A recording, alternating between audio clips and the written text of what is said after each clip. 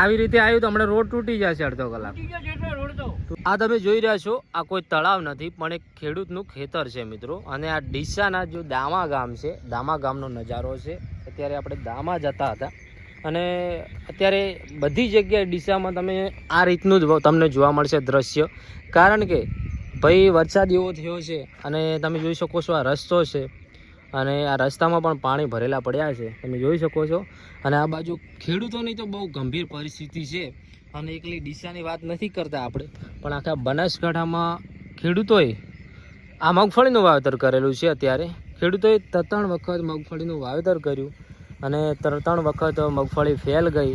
અને અત્યારે તમે જોઈ શકો છો અહીંયા મગફળીનું વાવેતર કરેલું હતું. 2 દિવસ પહેલાં હું ફિલ્ડમાં આવ્યો હતો તો અહીંયા કાકા છે એ નિંદામણ લેતા હતા અને આખો પરિવાર હતો એમનો. અને અત્યારે તમે જોઈ શકો છો રાતના 10 વાગ્યાથી લઈને વરસાદ ચાલુ હતો અને અત્યારે વાગ્યા છે સવારના 9. અને ખરેખર મિત્રો 9 વાગ્યા છે તો અત્યારે હવે થોડી વાર માટે વરસાદ રહ્યો છે અને ફરી ચાલુ થાય એવું લાગી રહ્યું છે આપણને. તમે જોઈ શકો છો એકદમ વાદળછાયું વાતાવરણ છે અત્યારે. અને અહીંયા તમે જોઈ શકો છો પાણી ભરેલા પડ્યા છે અને અમારે જવાનું છે દામા. દામા હવે ખાલી અહીંયાથી 1 કિલોમીટર દૂર છે. અને અત્યારે આ દામાનો નજારો અમે તમને બતાવી રહ્યા છીએ. અને આગળ પણ તમે જુઓ ને તો એ રીતનું ખેતર તમને જોવા મળશે ને, જાણે કે તળાવ ભરેલું હોય એ રીતનું. અહીંયા તમે જોઈ શકો છો અહીંયા કંઈ વાવેતર નથી થયું કારણ કે પાણી ભરેલા પડ્યા છે સતત. અહીંયા 1 મહિનાથી વરસાદ ચાલુ છે અને આખા બનાસકાંઠામાં આ રીતની પરિસ્થિતિ થઈ છે આ વખત ખેડૂતોને. અને આ બાજુ તો બહુ ગંભીર પરિસ્થિતિ છે કારણ કે અહીંયા તમને હું આગળ બતાવું છું, તમે જોજો ખાલી ખેતરો કેવા પડ્યા છે પાણીથી ભરેલા.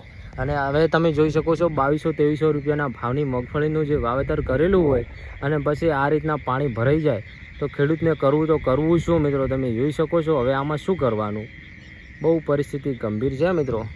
તો બાકી વિડીયોમાં છેલ્લે સુધી બન્યા રહેજો. અમે તમને ડીસાના લગભગ દામાના દરેક ખેતરો બતાવીશું અને આગળ દામા ગામ બતાવીશું કે ત્યાં કેવી પરિસ્થિતિ છે અત્યારે.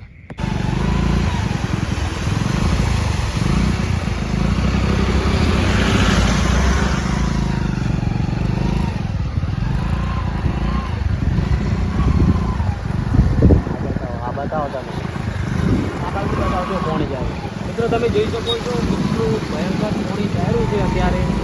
આ બાજુ તમે જોઈ શકો છો ખેતરમાંથી કેટલું બધું પાણી આવી રહ્યું છે, જાણે કે નથી આવ્યું હોય એ રીતે અત્યારે વાતાવરણ છે.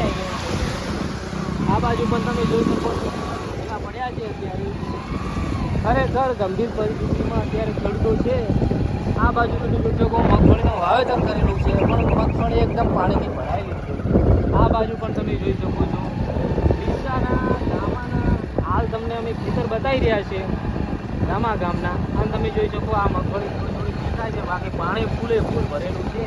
હવે લોગો ટાઈમ આ પાણી ભરેલું રહે એટલે મગફળીમાં પછી ફૂગ આવે અને મગફળી ધીમે ધીમે અંદર મૂળિયા સડવા લાગે અને પછી મગફળી કંઈ કામની રહેતી નથી. તો વિડીયોમાં છેલ્લે સુધી બન્યા રહો. આગળ બીજા પણ તમને અમે ખેતર બતાવીશું અને દામાની પરિસ્થિતિ બતાવીશું. જોઈ શકો છો મિત્રો આપણે દામા પહોંચી ગયા છે અને આ દામા બસ સ્ટેન્ડનો નજારો છે. અને દામા બસ સ્ટેન્ડને તમે જોઈ શકો છો પાણી કેટલું ભરાયેલું વળ્યું છે અત્યારે.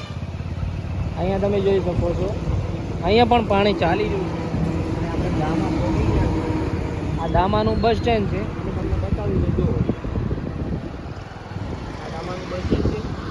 હવે આપણે બાઇક પાર્કિંગમાં મૂકી દઈશું ને આપણે વેલકમની ગાડી પડી છે, બતાવો તમે. આપણે ગાડીમાં જવાનું છે અને થોડું પોસ્ટરિંગ કરવાનું છે. પોસ્ટરિંગ કરીશું અને બીજા તમને ખેતર બતાવીશું. આપણે દોમા ગામમાં આવ્યા હા ભાઈ.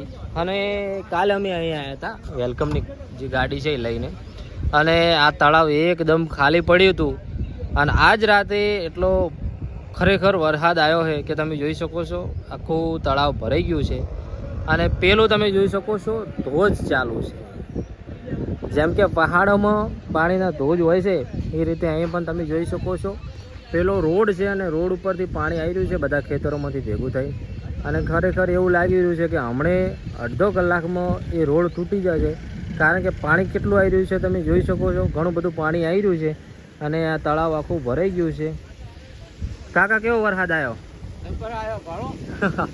આખી રાતમાં ભરાઈ ગયું ને તળાવ? આમ તો કાલ તો ખાલી પડ્યું હતું. હા ખાલી હતી. અને તમે જોઈ શકો આખું તળાવ ભરાઈ ગયું. કાકા કેવો વરસાદ આવ્યો? એક રાતમાં તળાવ ભરાઈ ગયું. તમે જોઈ શકો છો. અને પેલો રોડ છે, રોડ ઉપરથી પાણી આવેલું છે. જોઈ શકો તમે રોડ ઉપરથી પાણી આવી રહ્યું છે. અને ખરેખર અહીંયા ઘણા બધા કંસારીન વાટવાળું આવી રીતે આવ્યું તો હમણાં રોડ તૂટી જશે અડધો કલાક. તૂટી ગયો. હા માથોડું શું કહો છો? જીસીબી મોય ઊભી રહે ના કરાય. હા હા જીસીબી અહીંયાથી દેખાય નહીં એટલો ખાડો પડ્યો છે.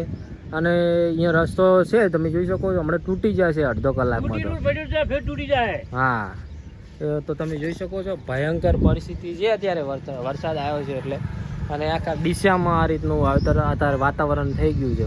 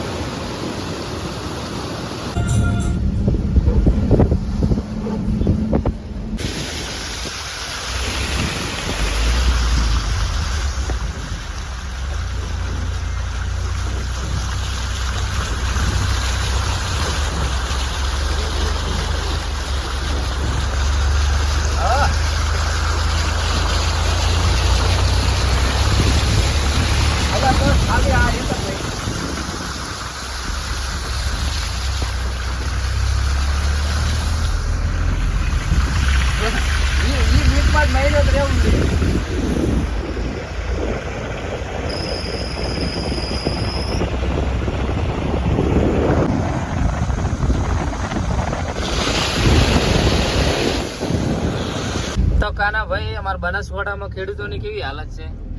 બહુ ખરાબ હાલત છે મિત્રો. તમે જોઈ શકો આપણા કાના ભાઈ કાઠિયાવાડ બાજુના છે.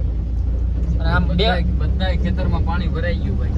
હા મતલબ હવે ખેડૂતોને આ સીઝન તો ગઈ. બહુ ખરાબ પરિસ્થિતિ છે બનાસકાંઠામાં. અને આમ તમારા સાબરકાંઠા કેવો વરસાદ છે? સાબરકાંઠા બાજુ બહુ ઓછો છે. ઓછો છે. અત્યારે તમે જોઈ શકો છો આપણે દામા રોડ ઉપર છે. અને અહીંયા રોડ ઉપર તમે જુઓ એકદમ સ્વિમિંગ પુલ હોય ને એ રીતનું લાગી રહ્યું છે. રોડ તો દેખાતો જ નથી. રોડ તો દેખાતો જ નહીં એ રીતનું છે બધું. અને આપણે જઈ રહ્યા છે દામા બાજુ. અને ખરેખર ખેડૂતોની ગંભીર પરિસ્થિતિ છે અત્યારે. અને ફૂલ વરસાદ ચાલુ છે. 3 કલાક રેડ એલર્ટ આવી દીધું છે બનાસકાંઠામાં. તો આ વખત મને તો એવું લાગે છે કે આ ચોમાસું સિઝન તો ફેલ જ છે બનાસકાંઠામાં. બહુ નુકસાન આવવાનું છે, ભારે નુકસાન. હવે પછી જે કાંઈ છે બટેકામાં કાઢી લેવાનું. બાકી બટાકામાં હવે જે છે ખેડૂતને મળે. બાકી મગફળીમાં હવે બહુ આશા રાખવાની નહીં. મગફળીમાં આશા નહીં રાખવાની. અહીંયા રાખો. એવું છે મિત્રો. તો મળીશું ને બ્લોગ સાથે. ત્યાર સુધી બાય.